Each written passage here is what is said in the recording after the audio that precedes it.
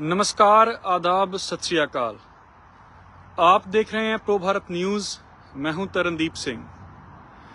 सबसे पहले मेरी तरफ से और प्रो भारत न्यूज की पूरी टीम की तरफ से मैं अपने सभी व्यूअर्स को, प्रो भारत न्यूज के सभी व्यूअर्स को धन्यवाद कहना चाहता हूं कि उन्होंने प्रो भारत न्यूज को सपोर्ट करके आज 10,000 फॉलोअर्स तक जो है वो पहुंचाया है। तो एक बार फिर से हमारे सभी व्यूअर्स का बहुत बहुत हम धन्यवाद करते हैं, अभिनंदन करते हैं। और जो इस चैनल का मोटो है वो है एम्पावरिंग वॉइसेस, जिसको इस चैनल ने पहले दिन से ही कोशिश करके जो है इस पर खरा उतरने की कोशिश की है और देशवासियों के लिए और भारत के लिए बात करने की कोशिश की है। सो एक बार फिर सभी व्यूअर्स का प्रो भारत न्यूज की सारी टीम की तरफ से हार्दिक अभिनंदन। बात करेंगे पाकिस्तान के बारे में। जब से सीज फायर हुआ है, आपने कैप्शन पढ़ ही लिया होगा कि पाकिस्तान ने सीज फायर को शायद एक मजाक समझा हुआ है। क्यों? क्योंकि आप सभी बखूबी जानते होंगे कि जिस दिन से सीज फायर हुआ है उस दिन से रोज जो है वो सीज फायर वायोलेशंस लगातार हो रही हैं। कल भी पंजाब के कई शहरों में जैसे अमृतसर और जम्मू कश्मीर के सांबा में जो है वो इवन ड्रोन्स भी देखे गए थे, जिनको हमारी डिफेंस फोर्सेस ने बाखूबी जिनको है वो न्यूट्रलाइज किया। सो यहां पर बहुत और सोचने वाली बात यह है, कल ही प्रधानमंत्री मोदी जी का जो राष्ट्र को संबोधन था, उसके बाद जो है ये आक्रामकता पाकिस्तान की तरफ से दिखाई गई। मैं एक बार फिर बता दूं कि लगातार पाकिस्तान जो है वो सीज फायर का उल्लंघन करता हुआ आ रहा है और हमारी डिफेंस फोर्सेस लगातार जवाब दे रही हैं। हालांकि क्या यहां पर यह सवाल नहीं उठता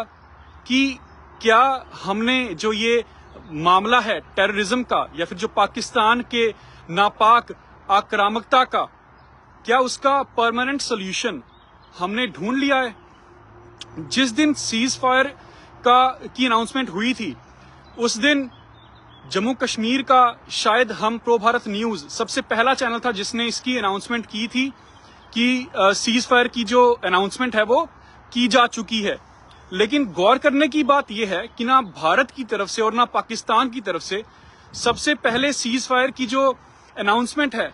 वो अमेरिकी राष्ट्रपति डोनाल्ड ट्रंप की तरफ से की जाती है उनके social media account truth social पर। सो यहां पर कहीं ना कहीं ये बात भी समझने की जरूरत है हम सभी को कि क्या किसी तीसरे देश की इन्वॉल्वमेंट भारत और पाकिस्तान के बीच में हो रही है। लेकिन बात यहां पर गौर करने लायक ये भी है कि डोनाल्ड ट्रंप ने, अमेरिकी राष्ट्रपति ने यह भी कहा था कि हम कश्मीर को लेकर मध्यस्थता,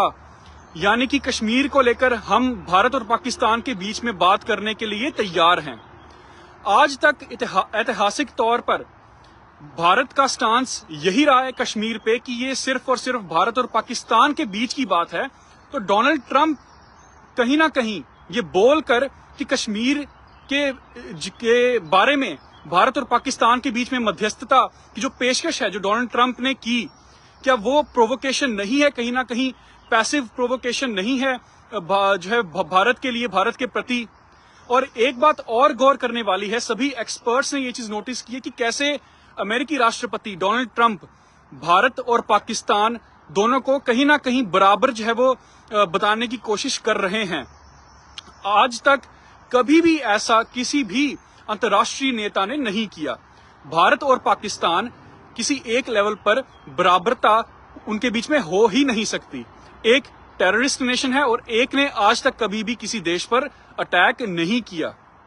सो यहां पर काफी सारी चीजें जो है शायद हमारी सरकार को भी समझने की जरूरत है और शायद कुछ चीजों को स्पष्ट करने की भी जरूरत है। यहाँ पर हमारे जो आला कमान है, गवर्नमेंट है, जो हमारे प्रधानमंत्री मोदी जी हैं, कहीं ना कहीं कुछ चीजें स्पष्ट करने की जरूर जो है इसकी जरूरत है। क्योंकि कल भी प्रधानमंत्री मोदी जी के संबोधन से ठीक आधा घंटा पहले डोनाल्ड ट्रंप ने जो है प्रेस कॉन्फ्रेंस में ये एक बार फिर से कहा कि मैंने धमकी दी थी, मैंने ट्रेड जो है रोकने की धमकी दी थी, तभी भारत और पाकिस्तान के जो लीडर्स हैं वो सीज फायर के लिए माने। तो क्या यहाँ पर भारत का मकसद जो टेररिज्म से लड़ाई के लिए जो एक मकसद था, जिसके लिए ऑपरेशन सिंदूर कराया गया था, तो कहीं ना कहीं डोनाल्ड ट्रंप की ये बात क्या उस चीज का खंडन नहीं करती कि हमारा मकसद शायद पूरा नहीं हुआ और ट्रेड की धमकी देकर जो है वो भारत और पाकिस्तान के प्रधानमंत्री ने जो सीज फायर का जो ऐलान शायद कहीं ना कहीं जल्दबाजी में भारत को भी करना पड़ा। तो ये काफी सारी चीजें सोचने लायक हैं और मैं सभी व्यूअर से ये विनती करता हूं कि ऐसे मामलों में देश जो है वो सर्वोपरि होता है, देश के बारे में सोचना चाहिए और क्रिटिकल माइंडसेट से सोचना चाहिए कि जहां पर हमें किसी से भी सवाल करने की अगर जरूरत पड़े तो सवाल करना भी चाहिए। तो इसलिए यहां पर एक बात और जो खास तौर पर देशवासियों को सोचने की जरूरत है कि हम सिर्फ और सिर्फ सोशल मीडिया वॉरियर्स बनकर ना रह जाएं। हमें जो लड़ाई है, हालांकि सोशल मीडिया आज के टाइम पर बहुत बहुत जरूरी हो चुका है, लेकिन फिर भी हम सिर्फ और सिर्फ सोशल मीडिया वॉरियर्स जो है वो बनकर ना रह जाएं। अगर हमें देश को उन्नति, अगर हमें देश की देखनी है, अगर हमें देश को सच तौर पर आत्मनिर्भर बनाना है, तो हमें कहीं ना कहीं साइंस और टेक्नोलॉजी पर भी गौर करना पड़ेगा। जो ड्रोन जो सिस्टम है जो हम दूसरे देशों से लेते हैं, कहीं ना कहीं रशिया से और कहीं ना कहीं इजराइल से, क्यों ना हम अपने ही खुद ही इस लायक बने, हम क्यों ना खुद ही ऐसे जो ड्रोन सिस्टम है वो जम्मू में, हमारे सिर्फ जम्मू कश्मीर में ही नहीं भारत में हम क्यों ना डेवलप करें। तो ये कहीं ना कहीं सारी की सारी बातें जो है वो जनता को भी सोचने की जरूरत है और सरकार को भी सोचने की जरूरत है कि ऐसे कैसे प्रोग्राम्स जो हैं वो हम अब जनता के लिए बनाएं, जिससे एजुकेशन हम कैसे रिफॉर्म्स लाएं, जिससे हम साइंस एंड टेक्नोलॉजी की जो पढ़ाई है उसको अपलिफ्ट कर सकें, उसको प्रमोट कर सकें, जिससे कि जो हमारे भारत में ही ऐसे ड्रोन्स और जो डिफेंस सिस्टम है वो बनाए जा सकें। मैं एक बार फिर से दोहरा दूं, हमें सिर्फ और सिर्फ फेसबुक या सोशल मीडिया वॉरियर्स नहीं बनना। भारत को अगर सच में असल में विश्व गुरु बनना है तो उसको कहीं ना कहीं साइंस और टेक्नोलॉजी पे गौर करना पड़ेगा, ध्यान देना पड़ेगा, तभी जाकर जो है हम इतने सशक्त हो सकेंगे कि हम जो है वो दुनिया में सिर्फ पाकिस्तान ही नहीं, पाकिस्तान के पीछे छुपे जो चीन है असल में, जिसने भारत को शायद कहीं ना कहीं टेस्ट ग्राउंड जो है वो बनाया पाकिस्तान के जरिए, क्योंकि सारे के सारे जो सिस्टम हैं पाकिस्तान ने वो चाइना के यूज किए। और ये भी एक्सपर्ट्स का कहना है कि शायद कहीं ना कहीं चाइना का जो हाथ था वो इस जंग के पीछे बहुत बड़ा हाथ था, क्योंकि चाइना दुनिया को ये बताना चाहता था कि हमारे जो डिफेंस सिस्टम्स हैं, हमारे ड्रोन्स जो ड्रोन्स हैं, हमारे जो डिफेंस सिस्टम्स हैं, हमारे जो जेट्स हैं, वो कहीं ना कहीं बहुत सशक्त हैं, वो भारत जैसे बड़े देश की आक्रामकता को सहने के लिए भी जो है वो पूरी की पूरी तौर से काबिल हैं। तो ये हमें सिर्फ और सिर्फ पाकिस्तान ही नहीं, हमारे लिए चैलेंज उससे भी बहुत बड़े हैं। हमें ये चीज सोचने की जरूरत है और कहीं ना कहीं जैसे मैंने पहले भी कहा, जहां पर सवाल करने की जरूरत है हमें सवाल करना चाहिए, जनता को भी करना चाहिए और कहीं ना कहीं मीडिया को भी सवाल करना चाहिए कि चूक कहां रह गई और किस तरीके से उस जो खामी रह गई है उसकी भरपाई कैसे की जा सकती है और लॉन्ग रन में हम अपनी स्ट्रैटेजी को कैसे रख सकते हैं, जिससे देश को जो है देश उन्नति करे, देश जो है उसकी स्ट्रेंथ और भी बढ़े। सिर्फ डिफेंस में ही नहीं, अगर हमें कल को अटैक कर भी अगर हमें किसी चीज का, आप कह लीजिए कि अगर इंसाफ लेना पड़े तो हम वो भी बिना हिचके बिना डरे ले सकें। और एक आखिरी बात जो है वो मैं इस रिपोर्ट में ये करूंगा कि इस बात को देखकर भी कहीं ना कहीं दुख जरूर हुआ कि प्रधानमंत्री नरेंद्र मोदी जी ने कल कोई भी मेंशन पुंछ के बारे में नहीं किया, जो 13 लोगों की जान वहां पर गई थी। बहुत जो है वो जान माल दोनों का नुकसान पुंछ में हुआ, बच्चों की जान गई,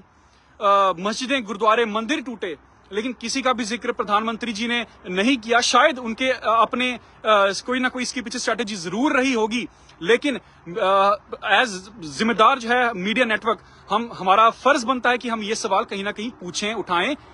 और कहीं ना कहीं सरकार को इस चीज का स्पष्टीकरण जरूर देना चाहिए कि जम्मू कश्मीर जो सबसे ज्यादा इस कॉन्फ्लिक्ट के बीच में जो पिसा मैं कहूंगा, उसके बारे में उसको सांत्वना देने के लिए जो है वो सरकार क्या कदम उठा रही है और आगे भी क्या कदम उठाएगी। सो एक बार फिर से धन्यवाद सभी के सभी व्यूअर्स का प्रो भारत न्यूज के। और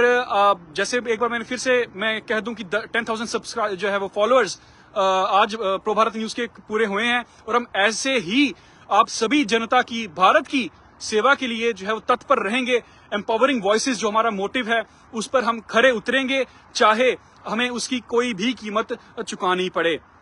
अपना बहुत ख्याल रखिएगा, देखते रहिए प्रो भारत न्यूज, जम्मू कश्मीर का सबसे तेज ही नहीं सबसे रिलायबल न्यूज नेटवर्क। मुझे दीजिए इजाजत, धन्यवाद।